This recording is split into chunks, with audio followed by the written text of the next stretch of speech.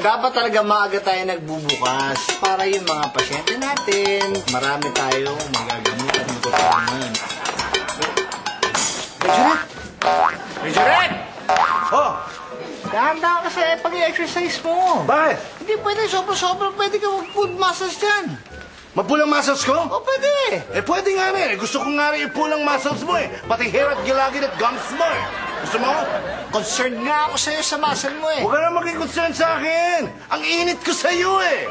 Kumukulo dugo ko sa'yo eh. Hindi nga natin alam kung saan nang galing ang batang yan.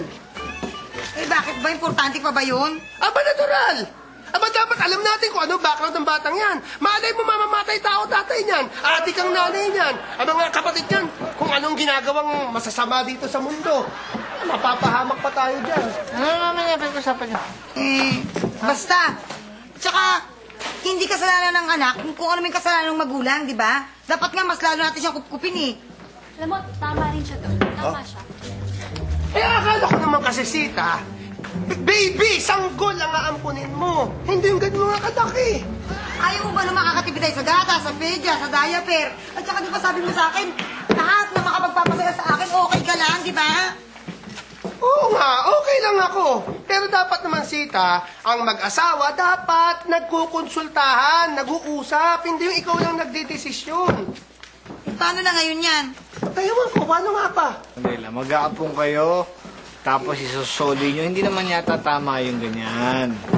Mali yan. Kasi, ang unang-una, ang bata, pwede magkaroon ng psychological at emotional trauma yan. At saka, yung bata, merong magulang dati, tapos susoli nyo, tapos mawawala ulit yung magulang niya. Kawawa naman. Naawa naman kayo sa bata. Dad, kamusta na yung bago mong nanay at tatay? Sandali, tatali ko lang tong aso. Okay lang, kaya lang. Mukhang hindi mo sila tunay na magulang, no? Sino ba yung mukhang tunay mo na magulang? Sila. Ha? Halika dito, di kita marinig. Ano sabi mo? Sino? Sino? Kami? Sila ang ano? Magkasawa? Hindi! Ito, hindi ito asawa ng sister ko. Kapatid mo, Oh, sister ko siya, kapatid ko. uncle pala kita. Chong. Aba, kay tagal kitang hinanap. Ngayon kailangan ka magpakita. Uncle kita pala. Ano ba yun? Ba't nagkaganon? Ano ba to? Sa inyo ba to? Ano ba to? Ampun namin yung yan. Hoy! Anong ginagawa mo sa anak ko, ha? Ang hina mo. Ginagawa mo sa anak ko! Bakit? Anong kasalanan ko? Nani mo? Ano to? Nani mo? Nanay mo?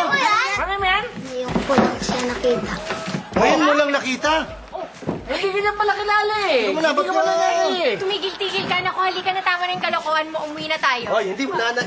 Hindi mo anak eh. Hindi mo anak. Anak mo yan. Kung anak mo yan, nasa ng pruweba mo, ha? Hindi naman malamang bigay namin sa'yo basta-basta yung bata nang wala kang proof. Eh kung idemanda ko kaya kayong lahat ng kidnapping, ha? Ganyan yung bata na yan.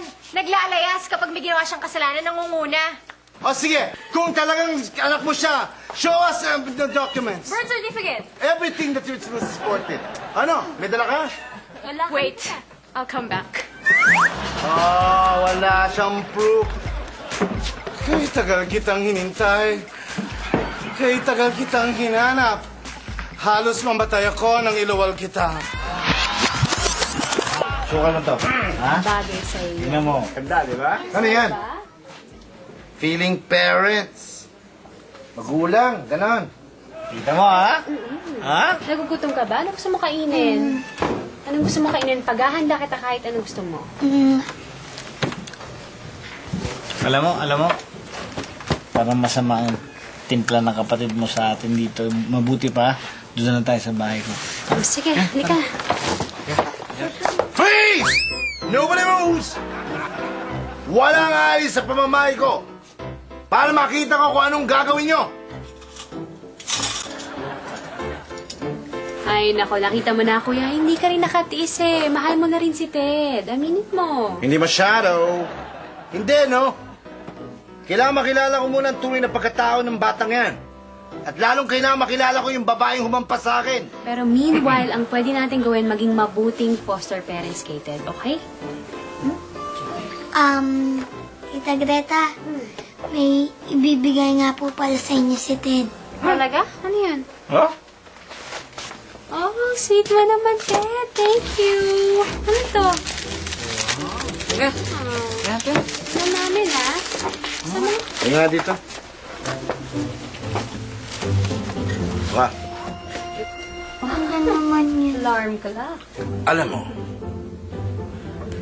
kung nauuto mo sila, ako hindi mo ko kayang utuin. Sino ka ba talaga? Ha? Sino ka? Ano pangalan mo? Sinong nanay mo? Sinong nanay mo? Yeah. Tinakot mo. Tinakot mo na tulala tuloy. Good. Hindi makapagsalita. Iyak yan. Ayan. Lagot ka. Ayan, iyak yan. Oh. Ay! Iyak talaga. Lagot ka yan. Tumutululuwa, oh. Kuya talaga, pati bata. Inano ba kita? Hindi nga ako tayo hinawakan eh. Majorette, lumuluha. Lagot ka. Umiiyak. Pinaiyak mo. Pwede kang makulong yan. Ba't ka umiyak? Inano ba kita? Hindi naman kita inano. Oh. Ito naman, ang arte naman to. Hindi naman nga ako namiyak, hindi kita inano. Tinanong ko lang sinong nanay mo, sinong tatay mo. Ganun lang. Maring kasi hindi mo ba napuno yung alarm clock namin? Nawawala kasi. Hindi, no? Ay, alam niyo ba, pati sa bahay namin may mga nawawalang decor tsaka mga pan-display eh. Oh? May nawawala rin. Ha? Mabuti na nga lang yung mga pictures ng mga ninuno ko na naging bayani, walang nagnakaw. Walang mag-i-interest doon, ano?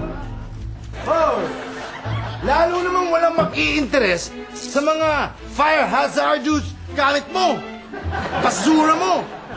Ay, naku, alam niyo ba, baka na-misplace lang natin yung mga gamit na yan. Kanina nga nawalan kami ni Doc Aga ng stethoscope. Yung pala, hiniram lang ni Kuya Red. Di ba, Kuya Red, hiniram mo lang? Oo nga, sinabi ko naman sa inyo na hiniram ko lang yun. Pero hindi nyo pa rin masasabi. Malay nyo, meron na talaga mga akyat-bahay gang dito. Yan ang hirap dito sa Tabuneknek eh. Ako na lang lagi ang nag-iisip ng solusyon. Lagi na lang ako! Soldier boy, tell. Ganyan ang declamation ng mga grade Hoy, Ted, siguro ikaw yung kumukuha ng gamit ng pang kapitbahay natin na nawawala. Hindi ako magnanakaw. Bigay ko sa kanya yung Hindi ka ba inaanap ng nanay mo? Hindi. Para kanino ba yan? Kay Tito Aga. Oo, para pala to kay Tito Aga at saka kay Tita Greta. Kasi, di ba sabi mo, mababait sila? Wala po si Lola. Umalis po siya. Okay lang. Yayayain ko naman sana kayong maglaro eh. Laro. Pwede ba tayong maglaro, Ted? Ang gagawin nating laro, kantahan. Okay ba sa yung kantahan? Sige, laro tayong kantahan. Pero, halika muna.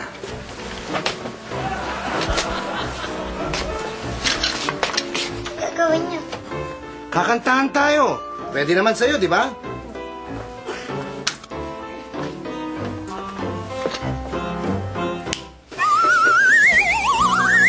Parang hindi naman po kantahan yan. Umamin ka. Ikaw ang magnanakaw dito, no? Ikaw, di ba? Umamin ka! Ikaw! Umamin ka! Bilis! Ikaw, di ba? Hay! Anong ginagawa mo sa anak ko? Manyak ka, ha? Manyakis ka? Halika na nga, anak. Let's go! Teka mo na. Anak mo ba talaga yan? Eh di, kunin mo na. Go! Now! Talaga? May pasalubong kami sa inyo. Anong nangyayari dito? Ano yan? Ang dilim! Bakit ang dilim? Sandali ah. Excuse me. Ano naman? Majorette, ano naman ilaw-ilaw na yan? Hay nako. Ito, oh. Pinapatay niya ang anak ko si Ted. Pinapatay niya. At ikaw, andito ka na naman. Ano na naman ang inano mo rito? Kukunin ko nga Ang yan. kukunin mo, wala nga proof. Ay, nako, wait lang. Dala ko na eh, ha? Ito na naman si Wade. Nasaan? Sige nga, Ay, Wade. naku, alam niya ang anak ko na yan. Lagi lang niyang nagkakaganyan kasi frustration niya yung masayang pamilya. May father, mother, brother, sister. Eh, di ba sila ulo? Ay, di anak mo talaga to. Ha? Lang, hindi ko makita eh, ha? Kanina ka pa halongkat na halongkat eh. Sandali na iwan ko sa taxi. Na naman. I'll come back. You always come back. You always come back. Ay, nako, may pasalubong kami sa inyo. Ayan ha. Oh. Mga toys. Yan. Pero meron pang boys ito. Yan, ang tawag dyan ay... Cars. Mami, Daddy, wag niyo po ako ipagbibigay sa babaeng baliw. Hindi. Hindi ka namin bibigay dun sa babaeng baliw na yun. Kaming bahala sir. Okay? O yan, Ito. kot. Maglaro na lang. Lalo lang tayo ha. Ito. Kawawa